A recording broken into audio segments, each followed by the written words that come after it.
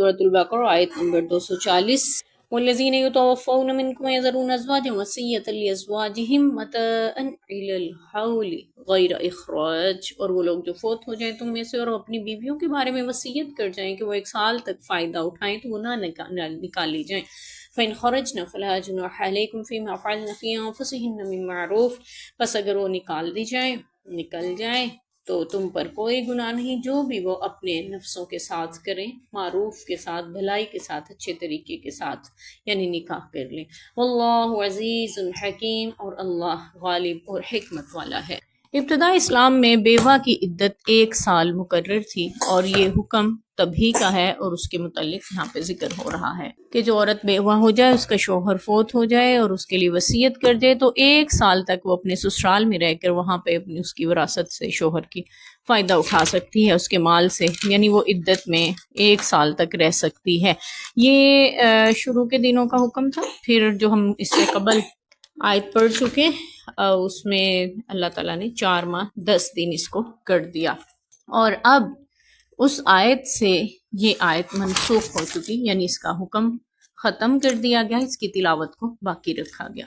सूरत अल-बकरा की ही आयत नंबर 234 इस आयत के हुक्म को मनसूख करती है और इसकी तिलावत को बाकी रखती है। कुरान पाक में मनसूख आयात की ये भी किस्म है कि उनकी तिलावत बाकी है और हुक्म मनसूख है, और ये भी किस्म हम पढ़ेंगे कि उनके तिलावत मनसूख है, हुक्म बाकी है इंशाल्लाह।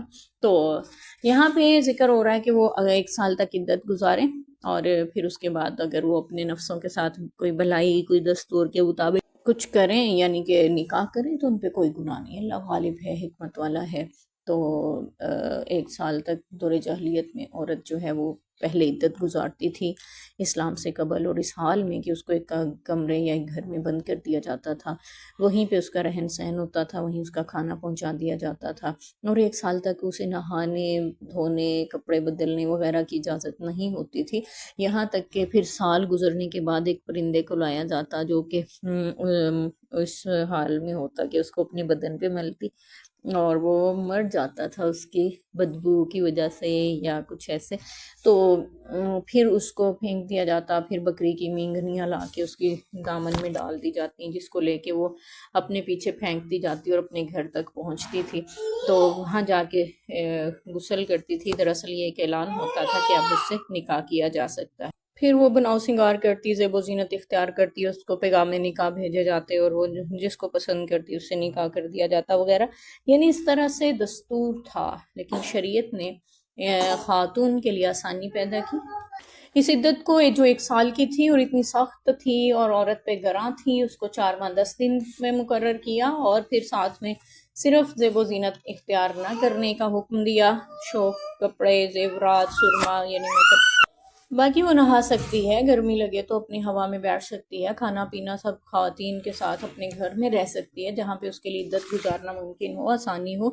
तो अल्लाह ताला गालिब हिकमत वाला है। इस 240 आयत मुबारका को अल्लाह ताला ने मनसूख कर दिया। वलिल मुतल्लक़ाति मतअन बिल मारूफ़, और तलाक वालियों के लिए भी दस्तूर के मुताबिक नान नफ़का देना है, यानी फ़ायदा उठाना है।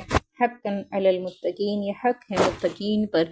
तो यहाँ पे भी आयत नंबर 241, इसमें मुतल्का की इद्दत और इससे माकबल बेवा की इद्दत से मुतल्लिक अहकाम ज़िक्र हुए। मुतल्का की इद्दत भी हम पहले ज़िक्र कर चुके तफसील से, और बेवा की इद्दत के मुतल्लिक भी।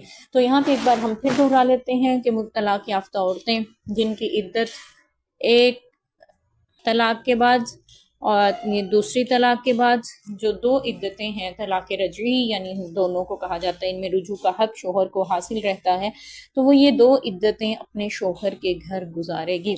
तो जब वो शोहर के घर में रह रही है तो फिर नान नफ़का भी शोहर की ही जिम्मेदारी होगी और वहीं से वो खाना पीना अपनी सारी ज़रूरियात को पूरा करेगी, अगरचे शोहर ने रुजू ना भी किया हो।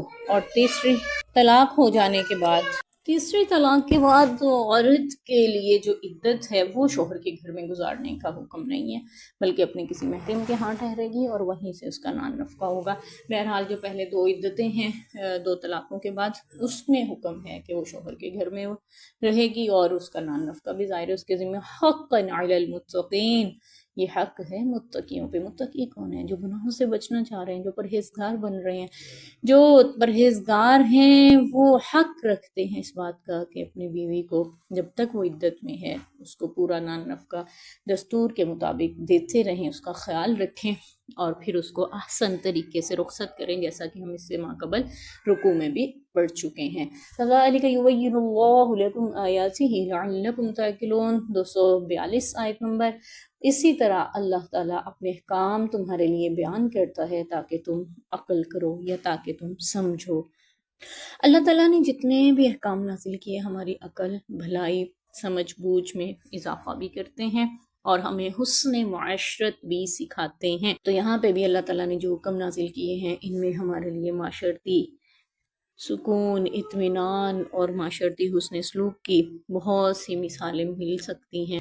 اللہ کرے کہ ہم ان سے پوری طرح واقفیت حاصل کریں اور اپنے معاشرے میں عملی طور پہ ان احکامات کو نافذ ہوتے ہوئے دیکھیں، تاکہ اور اس چیز کو زیادہ سے زیادہ پھیلائیں کہ طلاق دینے کے احکام شریعت نے کیا ذکر کیے ہیں۔ ہمارے یہاں یہ ہوتا ہے کہ ہمارے جو بھی میڈیا ہے، سوشل میڈیا ہے، پرنٹ میڈیا ہے، یعنی جن چیزوں سے ہم وابستہ ہیں، ہماری عوام کی اکثریت، وہاں پہ یہی دکھایا جاتا ہے کہ ایک ہی وقت میں طلاق طلاق طلاق کہہ کے 3 گولیوں کی طرح چلائی اور خاتون کو ختم کیا رشتے کو، یعنی وہ گولیاں نکلیں اس رشتے پہ لگیں، وہ رشتہ ختم اور اس سے تعلق بھی ختم، کوئی عدت کوئی جو بھی ہے وہ بعد کی بات ہے۔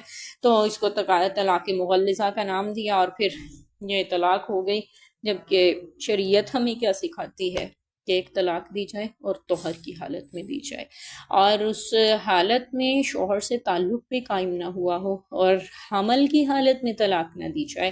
شریعت پھر یہ کہتی ہے، پھر اس کے بعد عدت کا دورانیہ جو ہے 3 قروء ہے، 3 حیض 3 طہر، وہ شوہر کے گھر میں گزارے، پھر دوسری طلاق دی جائے، پھر 3 ماہ 3 قروء 3 حیض 3 طہر آپ کہہ لیں وہ شوہر کے گھر میں گزارے، پھر دوسری طلاق دی جائے۔ یہ 6 ماہ کا پروسیس ہے، اس کو طلاق احسن کہا گیا ہے، بہترین طریقہ ہے طلاق دینے کا۔ اگر ہمیں ان کا پتہ ہو تو بہت سے مسئلے ہم ویسے ہی حل کر سکتے ہیں، بہت سی پریشانیوں سے ہم ویسے ہی بچ سکتے ہیں۔ جی غصے میں نے تو کہہ دیا تھا، جی حالات تو سے مجبور ہو کے میرے تو زبان سے نکل گیا تھا، جی اس وقت وقتی طور پہ میں نے اس طرح کہہ دیا تھا، اس طرح کے پچھتاوے نہیں ہوتے۔ پھر ہمیں پتہ ہوگا کہ یہ طلاق دینے کا طریقہ شریعت نے ہمیں نہیں دیا ہے، بلکہ شریعت کا دیا ہوا طریقہ یہ ہے کہ ایک ایک کر کے طلاق دی جائے اور ایک ایک کر کے ان کی عدت کو شوہر کے گھر میں گزارا جائے۔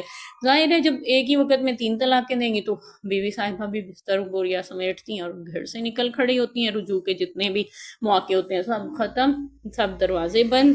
تو یوں دونوں طرف سے ہی افراد و تفرید کا شکار ہوا جاتا ہے، اور جس کی وجہ سے بہت سے رشتے ہمارے ہاں ٹوٹ پھوٹ کا شکار، بہت سے خاندان بگاڑ کا شکار ہو جاتے ہیں۔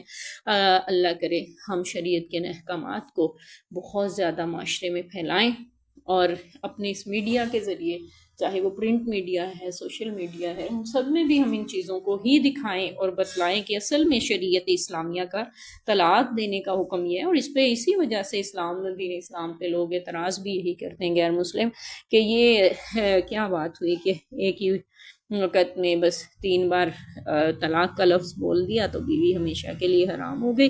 تو یہ کیسا دین ہے، جبکہ انہیں پتہ نہیں ہے کہ اصل دین تو یہ ہے کہ ایک طلاق دی جائے اور کس حالت میں دی جائے، اور پھر تیسری طلاق دینے کے بعد بھی یہ دین ہمیں حکم دیتا ہے کہ بیوی کو کچھ تحفے دے کے رخصت کیا جائے۔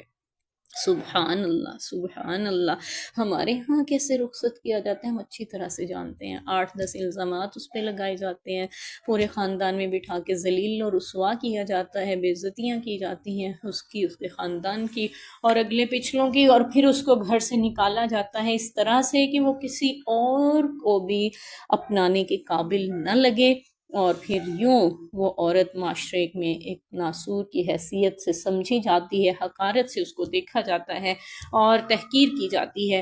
اور شریعت کیا سکھا رہی ہے؟ رخصت کرو آسان طریقے سے، طلاق تو آسان طریقے سے، تحفے دے کے رخصت کرو۔ اس حال میں جب رخصت کرو گے تو سوچیں مسلم معاشرت